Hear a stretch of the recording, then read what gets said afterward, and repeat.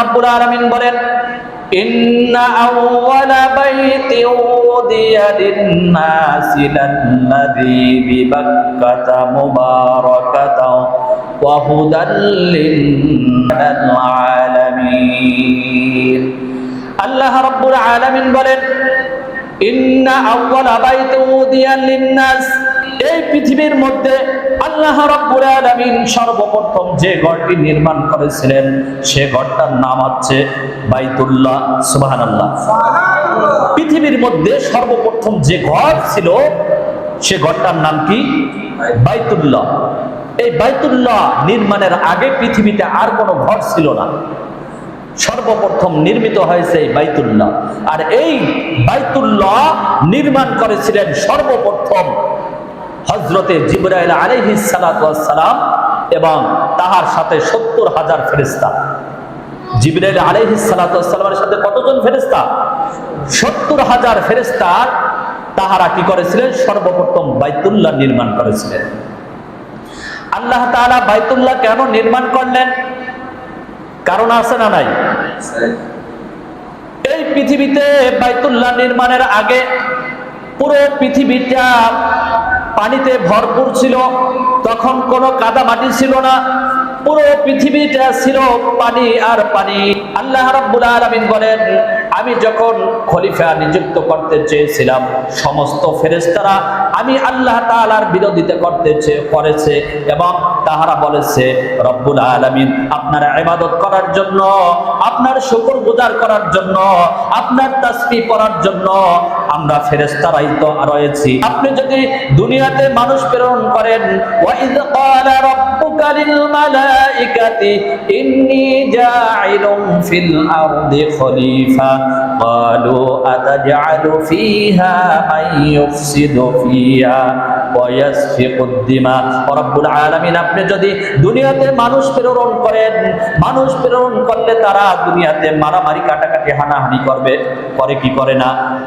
ফেরেশতারা বললেন যে তাহারা মারামারি কাটাকাটি হানাহানি করবে, অতএব রক্তপাত ঘটাইবে, অতএব তাহাদের প্রেরণ করার দরকার নাই, আমরাই তো আপনার ইবাদত করি। তখন আল্লাহ রাব্বুল আলামিন বলেন, ইন্নী আ'লামু মা লা তা'লামুন। হে ফেরেশতারা, আমি যা জানি তোমরা তা জানো না। যখন ফেরেশতারা তাহাদের ভুল বুঝতে পারল, তখন ফেরেশতারা আরশে আজিম বরাবর সপ্তম আসমানে বাইতুল মামুর নামক একটা মসজিদ রয়েছে, যে মসজিদের মধ্যে ফেরেশতারা ইবাদত করত। এর আলোচনা এর পূর্বেও করেছিলাম। এই বাইতুল মামুরে গিয়ে ফেরেশতারা এবার বাইতুল মামুরের গিলাফ ধরে ধরে আল্লাহ রাব্বুল আলামিনের দরবারে তওবা করে মাপ চেয়েছেন। তখন আল্লাহ রাব্বুল আলামিন চিন্তা করলেন আর ফেরেশতাদেরকে ডেকে বললেন, রে ফেরেশতারা, তোমরা যখন ভুল বুঝতে পেরে তওবা করে বাইতুল মামুরের গিলাফ ধরে ধরে তোমরা ক্ষমা চেয়েছো, আর আমি আল্লাহ রাব্বুল আলামিন তোমাদেরকে ক্ষমা করে দিলাম। দুনিয়াতে যখন আমি মানুষ প্রেরণ করব, আমার খলিফা নিযুক্ত করব, আমার খলিফারা যখন কাজকর্ম করতে গিয়ে, চলাফেরা করতে গিয়ে যখন ভুল করবে, যখন অন্যায় করবে, ভুল করবে, ভুল করার পরে যখন আমি আল্লাহ তাআলার কাছে মাপ চাবে, কি ধরে মাপ চাবে, তখন আল্লাহ রাব্বুল আলামিন ওই বাইতুল মামুর বরাবর, যে আল্লাহ তাআলা কোরআনুল কারীমের ভিতর বলেন, ইন্না আউওয়ালা বাইতিন উদিয়া লিন-নাসি লাল্লাযী বিবাক্কাতা মুবারাকা। বাক্কা অর্থাৎ কোরআনুল কারীমের মধ্যে যে বাক্কার কথা হয়েছে, যে বাক্কার কথা বলা হয়েছে, মক্কার পূর্ব নাম ছিল বাক্কা। মক্কার পূর্ব নাম কি? বাক্কা। কোন তাফসীর কারকের মতে যে মক্কার মানুষ বাকে অনেক সময় মিম দ্বারা পরিবর্তন করে পড়ত, এজন্য অনেক সময় তাহারা বাক্কা বলতে বলতে তারা মক্কা বলে ফেলত, এজন্য বাক্কা থেকে মক্কা হয়েছে। আবার মক্কার আরেক শব্দের অর্থ হচ্ছে মাথা ঝুঁকিয়ে দেওয়া। কি করা? মাথা ঝুঁকিয়ে দেওয়া।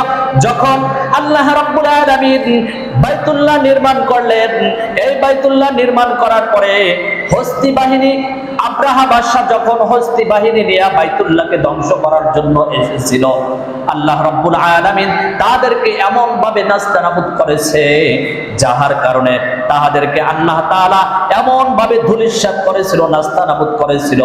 গরু ছাগল যেভাবে তাহারা ঘাস খেয়ে যেভাবে চিবিয়ে এরপরে একেবারে ছাতু বানিয়ে ফেলে, আল্লাহ রাব্বুল আলামিন হস্তি বাহিনীকেও, আব্রাহা বাদশা সহ হস্তি বাহিনীকেও সেভাবে নাস্তানাবুদ করে ফেলেছিল।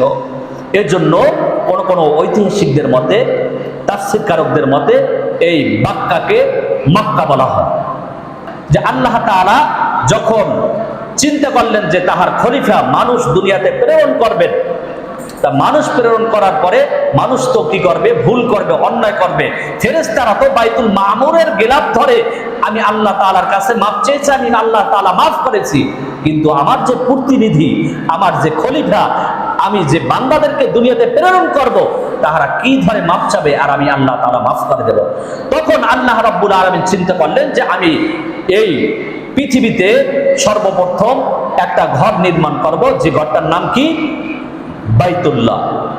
এই ঘর নির্মাণ করব, যখন আমার বান্দারা ভুল করে এই বাইতুল্লাহর সম্মুখে আসবে, আমি আল্লাহ তাআলার কাছে দোয়া করবে, বাইতুল্লাহর গিলাফ ধরে বাইতুল্লাহর দিকে তাকিয়ে, তখন আমি আল্লাহ তাআলা তাহার গুনাহকে আমি কি করব, মাফ করে দেব। সুবহানাল্লাহ বলেন। এই জন্য দেখেন না, যখন যাহারা হজ করতে যায়, হজ থেকে আসার পরে ওই হাজী সাহেবদের কাছে মানুষ দোয়ার জন্য চলে যায়। কিসের জন্য? দোয়ার জন্য। কেন? সে যদি সঠিকভাবে হজ আদায় করতে পারে হালাল টাকা দিয়ে, আল্লাহ তাআলা একজন মাসুম বাচ্চার মতো বেগুন হয়, এরপরে বাড়ি ফিরেন। সুবহানাল্লাহ বলেন। আর তাহার কাছে যখন মানুষ দোয়া চায়, আল্লাহ তাআলা তাহার দোয়াটা কবুল করেন। কিতাবের ভিতরে আছে, যাহারা হজ করে 40 দিন পর্যন্ত তাহারা যে দোয়া করবে, আল্লাহ তাআলা সে দোয়াই কবুল করবে। এর জন্য হাজীদের কাছে গিয়ে আমাদেরও উচিত কি করা, যখন হজ করে আসবে তাহাদের কাছে দোয়া চাওয়া। আল্লাহ তাআলা আমাদের সবাইকে কবুল আর মঞ্জুর করুন। সবাই বলে আমিন।